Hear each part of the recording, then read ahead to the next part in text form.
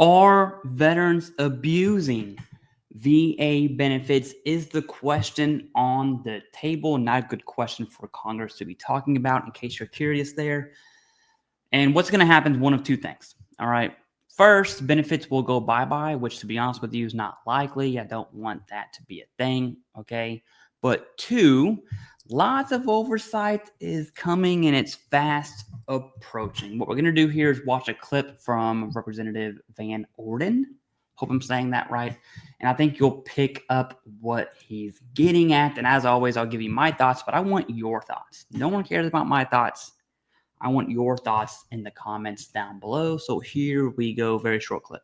Finally, my staff has also seen some data that veterans have been in this program for over 20 years. And many veterans are using more than $250,000 in benefit payments. And one veteran in Boston spent over $350,000 in 18 months. Another veteran in Los Angeles has spent $895,000 in 6 years and is still in rehab to employment phase of the program.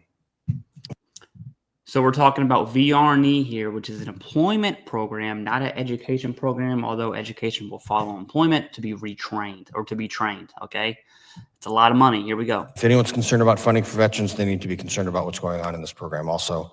And cases like this are a direct result of VA granting entitlement extensions past the 48-month limit mandated by law for VR&E recipients. Well over 99% of the time are not doing their due diligence on the program. In fact, the VA committee last month found out that since fiscal year 2024, 62,355 extensions were approved, while just 59 requests for extensions were denied. And that's statistically impossible for that to be a functioning number. It's just absurd. I'm looking forward to hearing from the VA. There you go. So real quick, this is a good thing, okay? He's saying, Congress, hey, we need to do something about this. We need to provide oversight. That's our role. VA, what the heck are you doing? You need to do better, specifically on VR&E. And then looking at counselors, there's like overworking caseload there. They also work almost autonomously. They have a lot of power, okay, in individual cases. And then we see lots of extensions compared to extensions that have been denied. And then these two veteran cases, and we know there's more when it comes to using VR&E, right? So here's my thoughts. I'm obviously a huge fan of veterans taking full, capital, all caps, FULL, full advantage of all the benefits awarded to us, okay, to us by Congress and paid for by the American taxpayer, while at the same time, so I'm a big fan of our benefits. I think veterans should be taking full advantage of them. At the same time, I think just as Congress and the VA should be good stewards of U.S. taxpayer dollars, I would argue that veterans should be good stewards of U.S. taxpayer dollars, okay? So if you are using VR&E or any other program, get the most bang for your buck. If you are receiving training for employment, 100%.